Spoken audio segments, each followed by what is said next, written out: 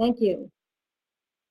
And what we wanted to do is make sure that our students are getting a very good experience in the class, in their online classrooms, as they are in their face-to-face classrooms.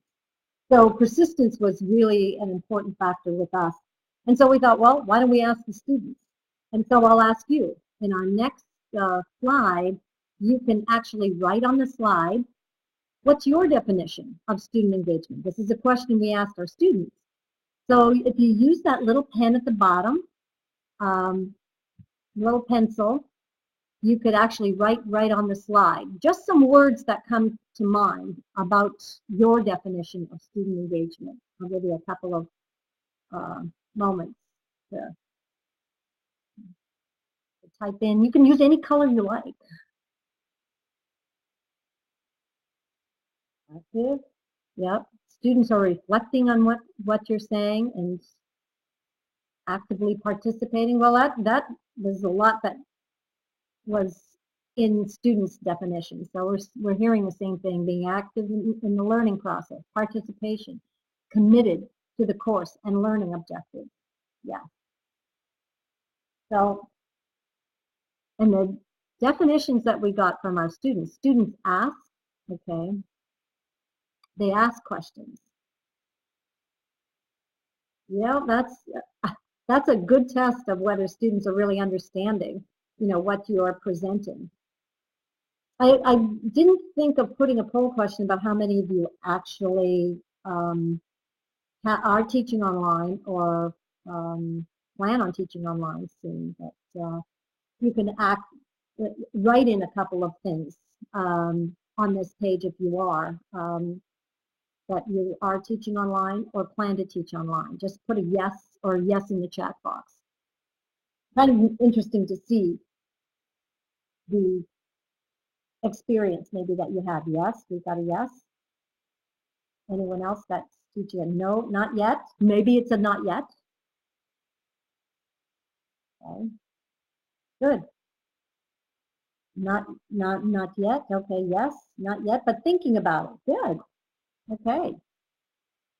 So in the study that we did on student engagement, we had oh,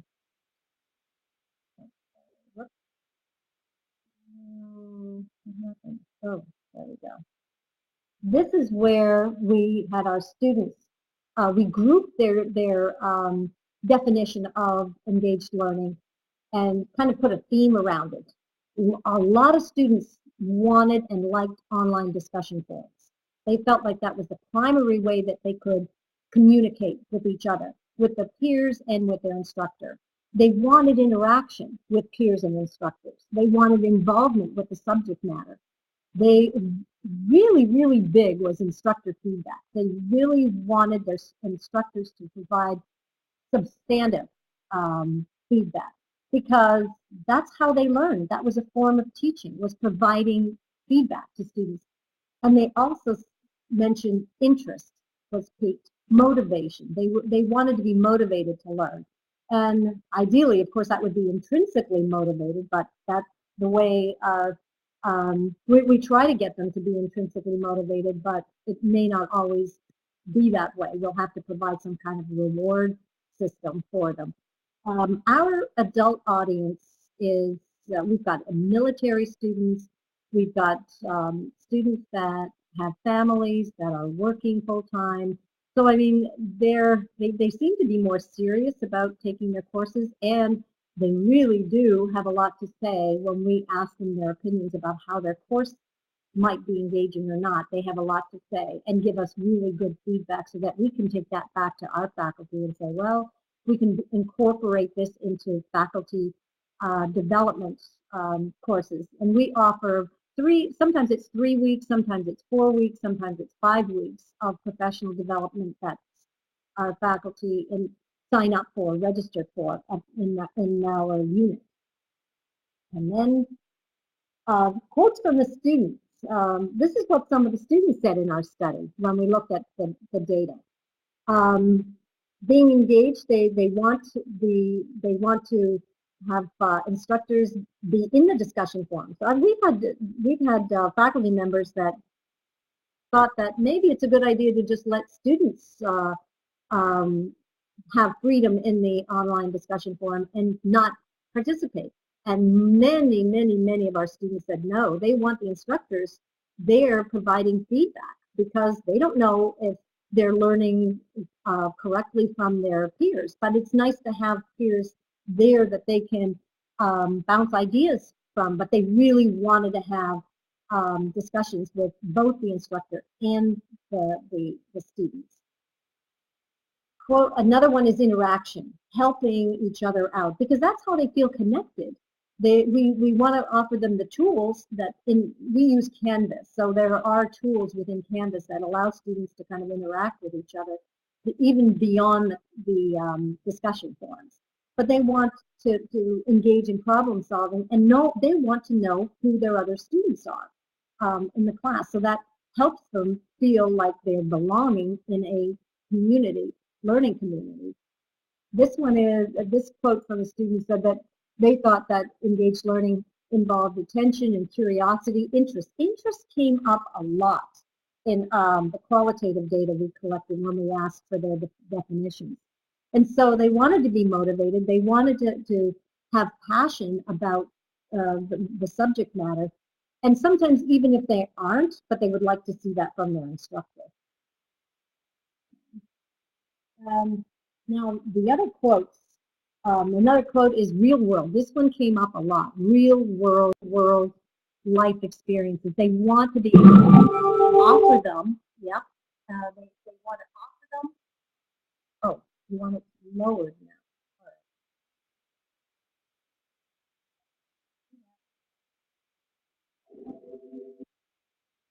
Okay. Thank you. They wanted to have opportunities to talk about their own life experiences in relation to the course content. And now, and real world experiences made it more authentic for students. And since they're out there in the workplace, that makes sense. That makes total sense. And they feel like there's value in that and relevance in that. So that came up a lot. But when we asked the students, the courses that they were in, we had maybe a little over 400 and some odd students that responded, but they don't answer every question in the survey. So we had 70% of our students that were surveyed. They were the ones who said they thought their courses were engaging. No, almost 30%. And we thought, well, we got to work on that 30%. So that was kind of a surprise to us that there were really actually that many. So what it means to be engaged is, again, the relevance, active participation, interaction, feedback. Generally, I heard the word interest a lot in their discussion.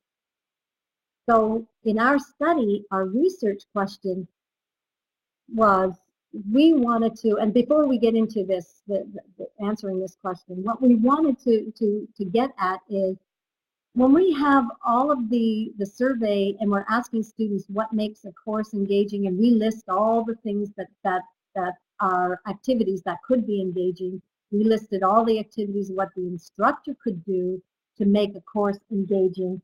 We wanted to know, well, and we'll go over the survey that we used. Well, we wanted to know that, well, what really are the highest priority of activities that would make a course engaging? That is, the question would be, which course-related activities predict high levels of engagement perceived by our students?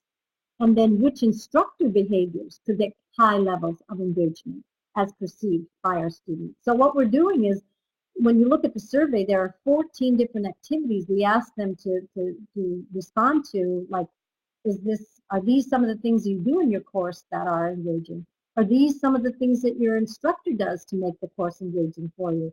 But trying to incorporate 14 different activities or 13 different instructor behaviors might be overwhelming. So we thought in this study what we'd like to do is find out, okay, even if we got top 3, top 5, if those are the ones that are going to have the highest impact, let's go for it.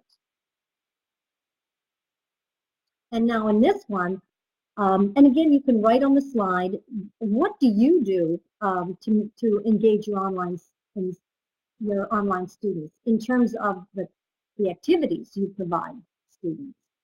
So if you can just write some things on the design and then the things that you do in delivering the course content. So I can just have you use your pen again, your pencil.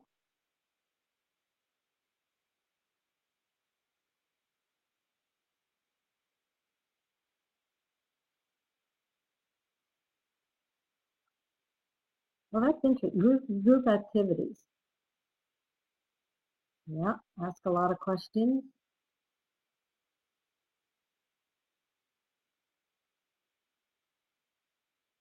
Oh, a live chat. That's collaborative work.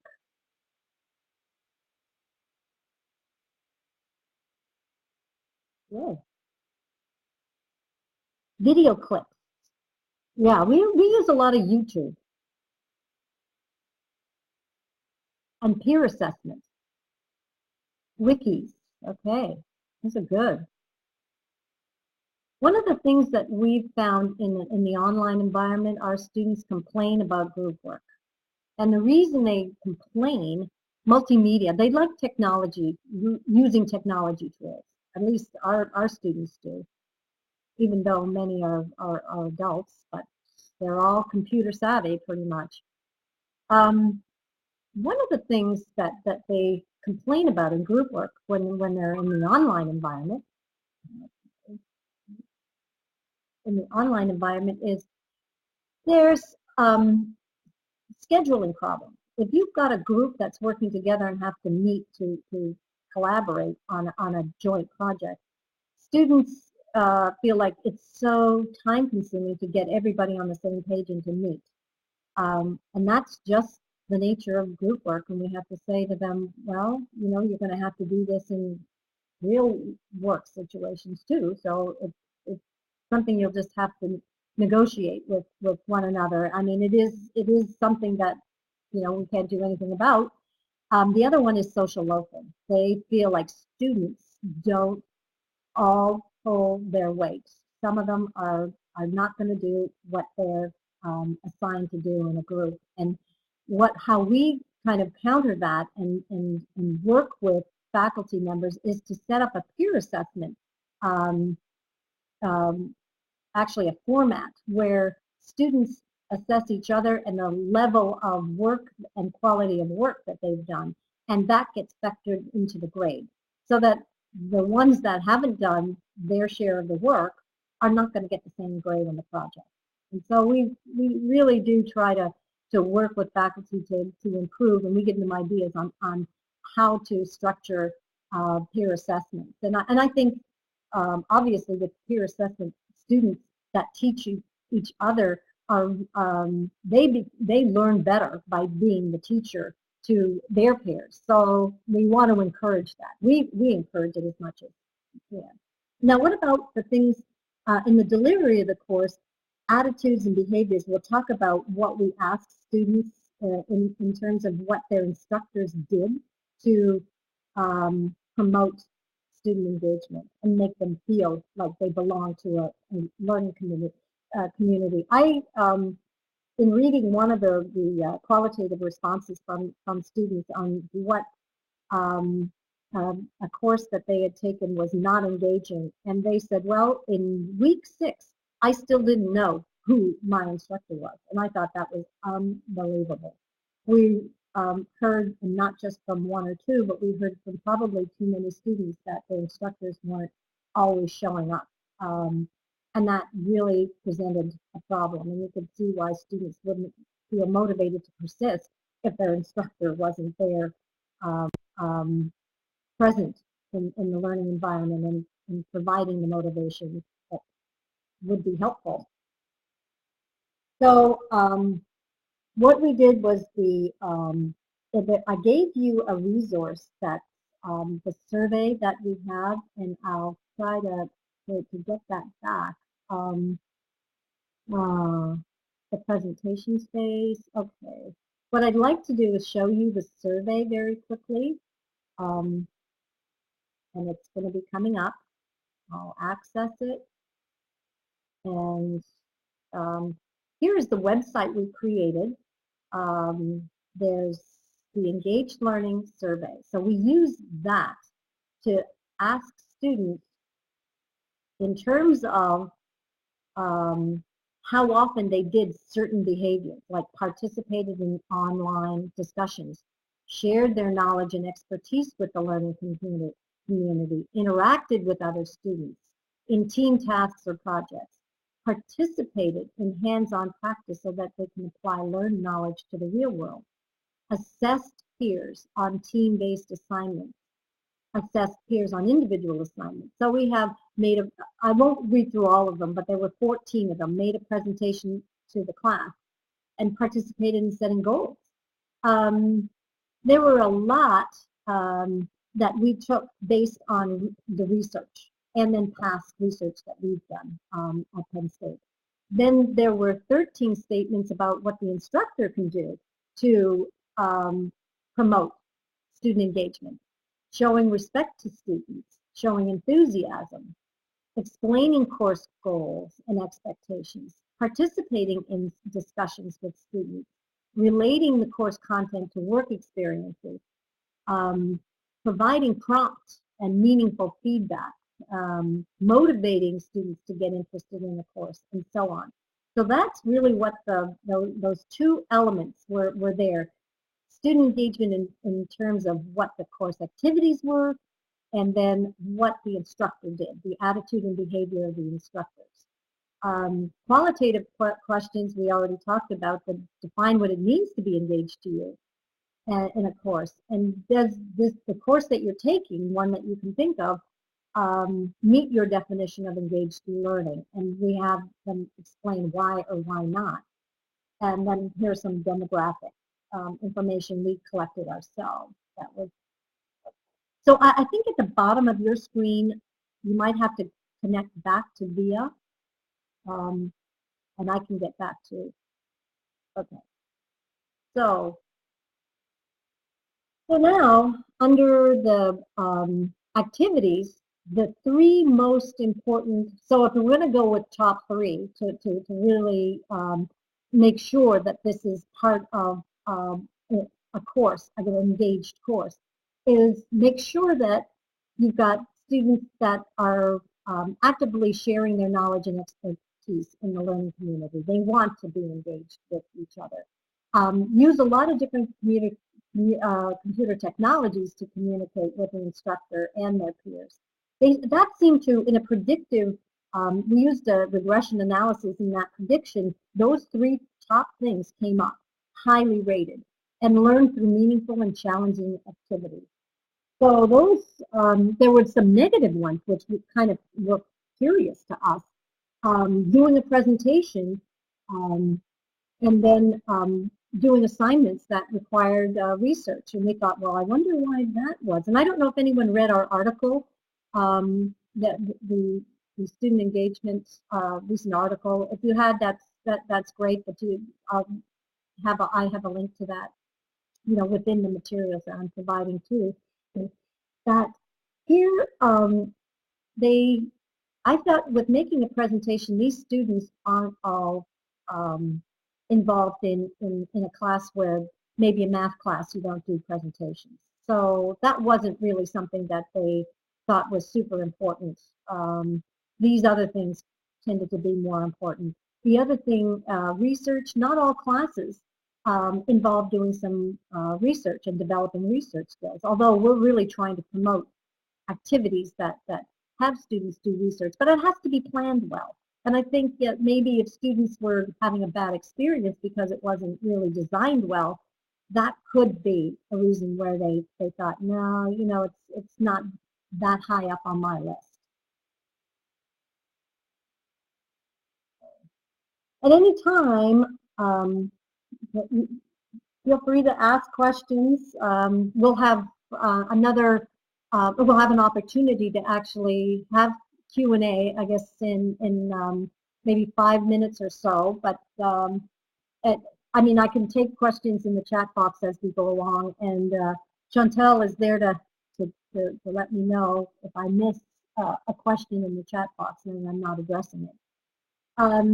The instructor behaviors. Now, these are the things that were really important to students. They seemed that those in the regression analysis came up really high. They really thought discussions were important.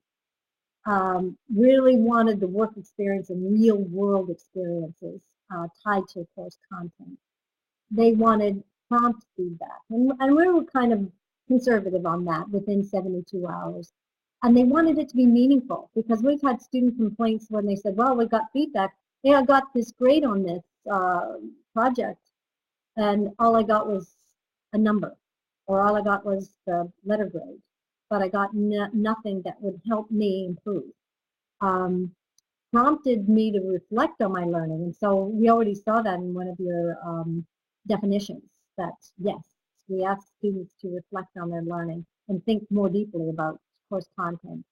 They like to be assessed in a variety of ways. Now, with the technology we have online, we've got so many opportunities to assess students in so many different ways.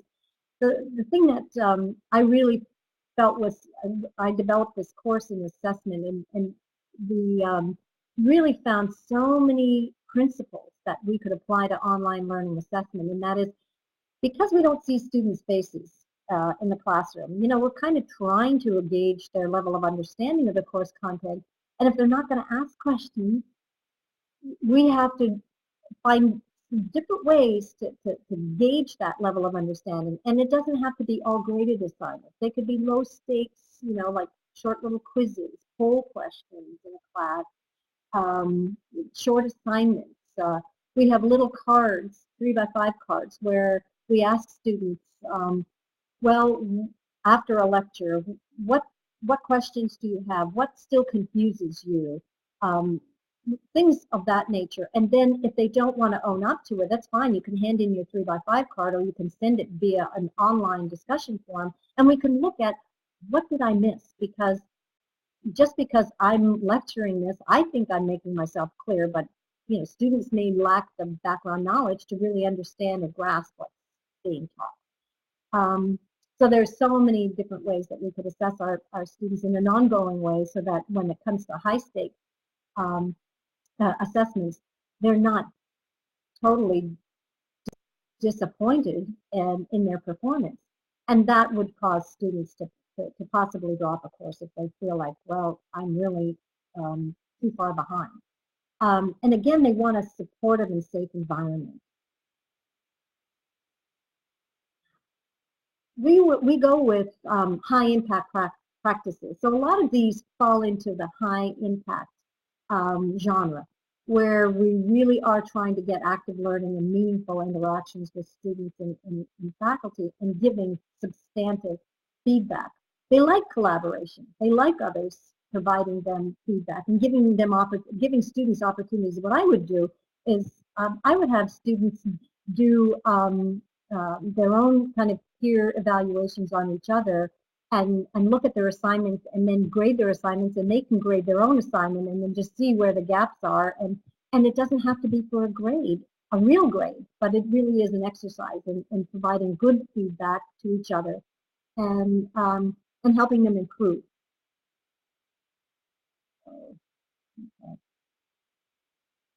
So that I don't want to go through this one. This is where we got some of the survey item ideas. I don't know if you're familiar with the National Survey of Student Engagement. We looked to that, but we found that it's too broad. It really focused on a lot of institutional aspects that we're not concerned with. We really we're dealing with the course level. So that's what is important to our study. And the motivation part, we'll quickly go through. Okay, here's another poll question. How do you motivate your students to be engaged?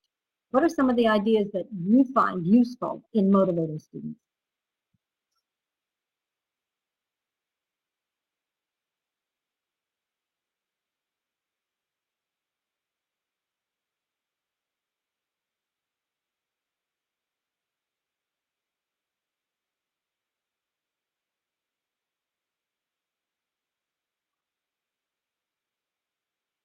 Okay. Figure out how to make it meaningful to them. Yep. Because, what do students say? It's like, why is this important? Why are we doing this? Like in certain activities, they'll say, well, what's the point? I mean, it's just busy work. So we've got to make it meaningful. And with adult students, we have to really establish what's the value? What is the value of an activity? Feedback loops, yes. And activities that build on each other. Oh, that's a good one. And I find that especially in assessment, it's like it builds their own self-efficacy and their own confidence, so that you don't provide the course content and then the activity is beyond their reach. Case studies, excellent. Yeah, I use a lot of case studies. I like case studies. Giving prompt feedback, students like that, and it's really got to be um, positive, as positive as you can get. But I use the sandwich technique, like you have to point out some of the positive and the negative, so that the students don't walk away feeling decimated. Great, thanks. Set a creative activity.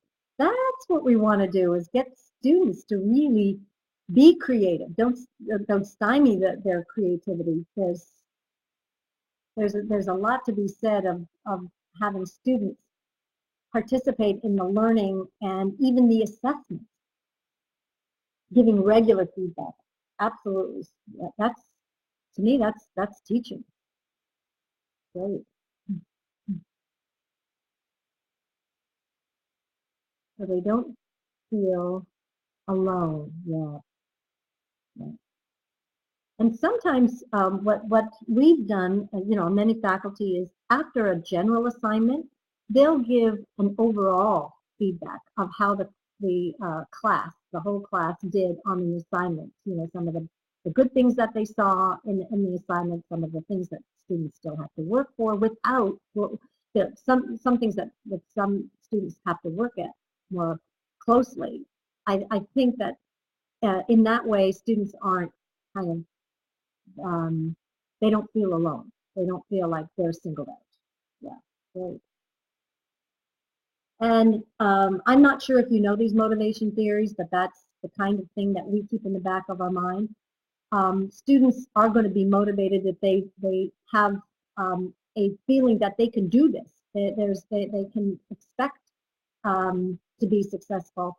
And how you help them do that is making sure that, well, the learning objectives and the expectations are made very clear. Mistakes, hey, that's part of learning, and making students aware that don't be afraid to make mistakes. Tasks that are appropriate level of difficulty. Well, that's a huge one. We can't assume that students are in a certain place after giving them a lecture or a series of lectures or activities. I really think that trying to put them in a gradation is probably the way to go. And knowing your students well enough, maybe with a pre-assessment sometimes, so that you can find out where their gaps are, make sure you address those gaps before students take do some of the creative projects maybe, or the assignments that you give them.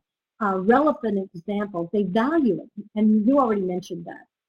The other thing that building self-efficacy, there's a part that we're trying to make sure that students feel that they can do tasks. And so we prepare them for it. And we build confidence in them that they can succeed at these tasks. We don't throw something that's way beyond their ability. This PowerPoint is also, there are links within it, and I'm leaving that for you if you want to look through it and actually pursue those links. The last one is, self-determination is just that the important one here is students like some control in goal setting and in actually maybe some of the assessments, how they're going to be assessed. I've had students co-create rubrics on assignments with me, so that kind of gets them really thinking about, well, what's important here to key in on, instead of feeling like this huge project, I have no idea what is expected of me. And so they get a better handle on what those expectations are. This this is the last one, ARC, A-R-C, ARCF, and that's grabbing their attention first, establishing relevance, making sure that they have the confidence that they could succeed, and then providing the rewards. That to me was always in my mind, ARCs. I always keep that in the back of my mind.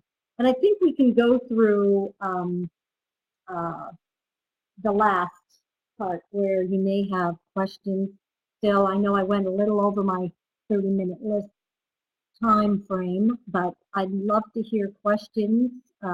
Create exam questions. I've done that. I think that's a great idea.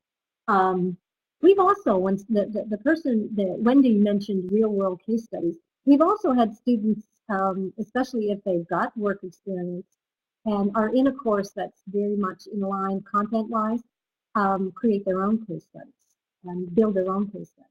So that's anything. Any other questions?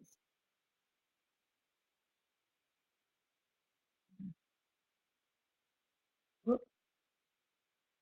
I've got a case studies. Any others? I do have some resources on this website here. I don't know if I can link directly from it, but I think I can actually get to it by the presentation mode. Will this be available as a PowerPoint? Maybe this is a question for Chantal. Will this be available for faculty to have both the link and the PowerPoints with the links embedded?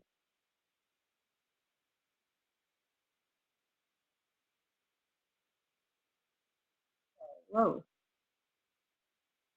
You can send the PowerPoint and links to participants. There's also on the last, I'm not sure if you're familiar, but there are two books that we've used quite extensively by Elizabeth Barkley, and there's the one on learning assessment techniques. And there really are activities, because the activities that we're having students do, we're assessing their learning at the same time. So it isn't always for a grade, but they're great strategies in that handbook. And we found that, and what they did was they have lots and lots of examples of what to do with your students, but then they also say, here's the face-to-face environment suggestions, then they have the online. So they do both. And I thought that was a great, addition, is having one that would also address how you can redesign the course to an audience in the online environment as well, from the face-to-face. Okay. Ooh. All right. Okay. Okay. That are to those who felt engaged or not do their course. They had to take the course they wanted to take. That's really that's a great question. What we did was we just asked students. They were pretty much all in their majors, but we didn't say if the course was an elective, or that's a good point. Was it an elective, or they had to take the course? But if they have to, those who felt engaged or not due to a course they had to take versus a course they wanted to take. We didn't have the stats on that, but that would have been a good demographic question to ask. Thanks, Wendy. Thanks, Wendy. That's a good point. The other book that we found really, really good was the student engagement techniques. And again, they're all ideas. They're just page after page after page of ideas. There are also some YouTube videos. Daniel Pink, he talks about motivation, and he talks about how motivation, like using the carrot and stick, doesn't always work. What I really liked about that video was the fact that what he's saying is that if you have to, like in terms of a course that you have to take but you're not really interested in it, you can acknowledge it's motivating if you show your human side and empathetic side. If you tell students, I know this is boring. I know this may not be in your particular field or line of interest, but it's something that we have to do. And I think just that alone is a motivating factor. And he talks about that. He also talks about they did this study where those that were given monetary rewards, it wasn't always about monetary rewards that made people continue to do well in a task. They wanted things to be challenging. They wanted things to be creative. That was more important than actually being paid after doing something. Sir Ken Robinson in Changing Education Paradigms is also a really good, and again, you can go to YouTube and see his video just by typing in Sir Ken Robinson, and just highly, highly entertaining how he explains, how we've come away from an old paradigm, classroom paradigm, and what we have to be looking towards in the future. How about students with learning disabilities? Yeah, that's a good, thanks Chantel for bringing that one up. We really, really have an important, we have a lot that we do with students that have disabilities. We provide a lot of, if they identify themselves in the online environment, we offer extra support. A lot of times what they have to, we have all these different formats that they could use, like certain students need to use different types of screen readers. We also have to be mindful of when we put content online that they are adapted to the screen readers properly. We design so that the screen readers read it properly back to students. Students don't have to say that they have a disability, but we encourage them if they really feel like they need extra time for exams, for example, or extra time for projects. So we keep that in mind, but we have an accessibility consultant that helps us with our online courses and gives us a lot of good ideas on strategies we could use with blind students or deaf students or even students with learning disabilities. Gender differences, actually we didn't have a lot of gender differences. They seemed to be about the same. And we had more females, like this seems to always be the case in surveys, more female respondents than the male. So that's another good question. The online material, we have multiple varieties of formats. Some have to listen and not read because they prefer it that way. And sometimes what we do is, even if a student doesn't have a disability, we'll do things like, instead of making a course text heavy, it's like reading an online book. Students don't like to read an online book. So what we do instead is have them look at videos, and they'll get the information that they need via the video. We'll have other multimedia, available to students. We try to give them different ways to not only view content or consume content, but also on the assessment side. We give them choices on how they want to submit their assignments. Like for example, in Canvas, well, I can submit this assignment via video, and then I can upload a document. Some students like to deal in text. Others could be an audio file. So there are a number of ways that even students can submit assignments, and they can choose what is best or suited to maybe their own ways of learning. Um, that's a good question. Technology skills in online learning. Well, um, we found for the most part students are pretty tech savvy, but there is a lot that on an institutional basis that Penn State does that um, gives students a training in a lot of different tools that are Penn State supported. So not only do faculty help students with using new tools, but there are so many courses that students can sign up for online and or work with faculty members to get some training on using tools. So we really help them over that hump. Um, and we've not really had, because we've got such support, and then we've got a wonderful help desk at World Campus. The help desk, they are amazing, and they have long hours, and they're really geared to helping online students because they know students work on weekends for the most part, and they're working at night. So those hours are really going to be used more heavily than during the day.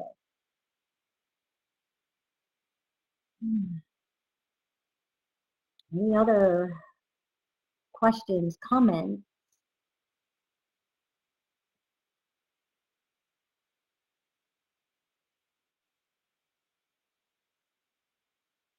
I find that when we did this study, we started with, and we really need to go to more of the qualitative data and get more information from students. The published study was more on looking at how students answered the survey items, the ones that dealt with the activities, and the ones that dealt with what instructors did, their attitudes and behaviors. So the qualitative, we were going to try to get it published with all the qualitative data, and our publisher said, no, it's too much, do that in another article. Okay. Okay. Thank you, Karina. Thank you. Oh, yes. We're going to enjoy the summer. Bye. Bye-bye. Yeah. Glad you could attend. And hopefully you can look at the resources. Out of curiosity, and you can answer this in the chat box if you're those that are still here. Do you, when you talk about learning objectives, do you use Bloom's taxonomy? Even just in the chat box. Out of curiosity. Oh, Louise, yes. Any update on the instructor who is not known after week 6? Well, it was so late in the game, but we did identify who that instructor was. Because how we did this, it's interesting in that this comment came from students in a first study that we did, where we found we could actually go back to what student, what instructor had that student. In our current student engagement study, we wouldn't know that unless the student actually identified, and many of them did, that were unhappy or really happy, gave the name of the instructor. But in this case, after week 6, we could go back to that student, find out the course, find out the section because we asked for that, and then we could identify the instructor. The thing is, we would keep notes on faculty that weren't really doing a good job online, and we would encourage them to register for some courses. We would let the program manager of that program know that, this person needs more training. It just was devastating to us to find out anyone even thought that they could not be actively engaged in the course, mainly because in online teaching, you don't look at it as a correspondence course where, well, here, it's all online. You just do the work and submit it, and I'll grade it when I feel like it. Ah, oh, so you do. Great.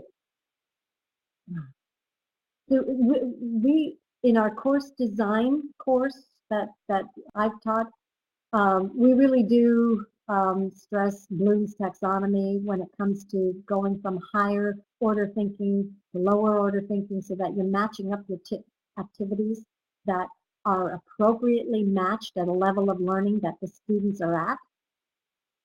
Mm, good.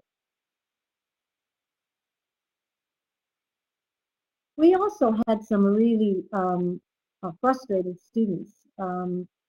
In terms of faculty that weren't very pleasant when they dealt with students. They were very demeaning. So that's another thing that we want to, when we look at the qualitative data that we're getting back or have gotten back from students, we're trying to incorporate that into our professional development courses. You know, like what to stress, what to do, what not to do. This is where students have had problems um, with being talked down to, especially when you're dealing with an adult audience.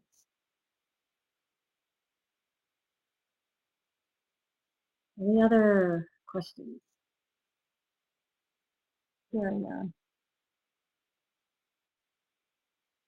Actually,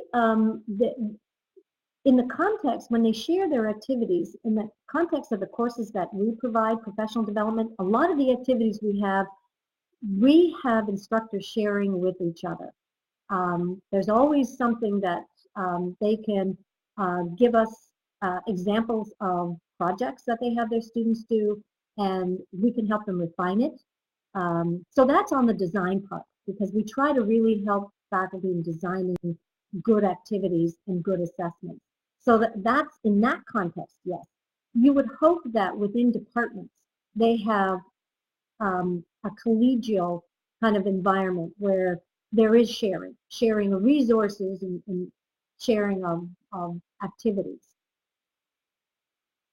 When we have wonderful library resources, we have outreach from librarians that are going to different departments and showing faculty members, well, if you want to get students involved in maybe some research type activities, here is what is available. I was absolutely amazed at what they put together in the libraries, and I don't think faculty all are aware of what is out there, and it's our job to know where these resources are and to provide them.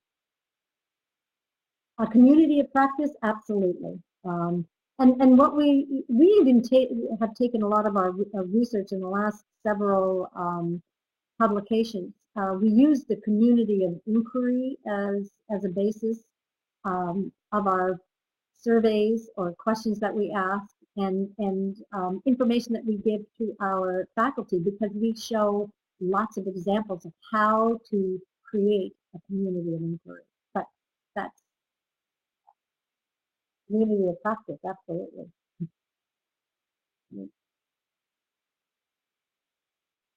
But I was amazed at what was there in the library, and it's it's really, really, in the online environment, I really find that because we're concerned with retention, we've got to get faculty really working with students to keep them engaged in their courses. Now, obviously, students are going to drop out for certain reasons other than how they felt that the courses were not engaging, the courses were not valuable, the courses were um, um, actually a disappointment. We had one, he wrote all in caps and used such vulgar language. I thought, oh my gosh, he wanted his money back. He was so disappointed. And we thought, we really don't want that happening.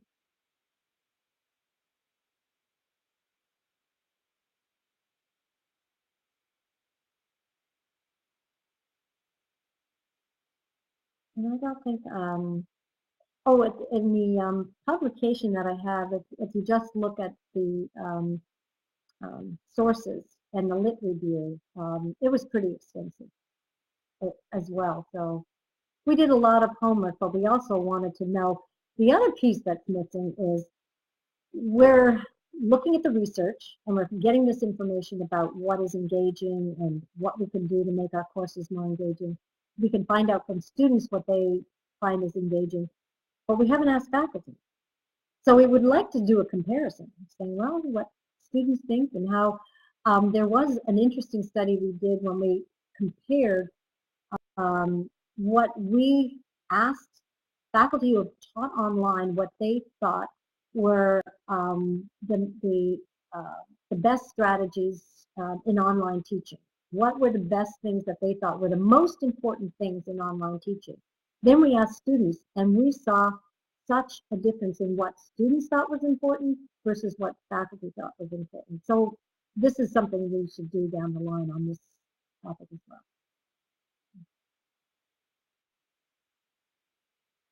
Hmm. So I'm going to end the recording right now, okay? Um, so, because we started, what was interesting is we started with competencies for online teaching success. We wanted to get from the, what we called experts, what are the teaching strategies and behaviors that would lead to student success. Well, that's when we found out there's a difference between student perception and faculty perception, because you can think, well, if I show enthusiasm, that's going to be really important to students, and maybe not. So we don't know for sure. And I'll stop the recording because we're almost out of time here. I see we've got a couple more minutes for any other questions or comments. And then I'll finish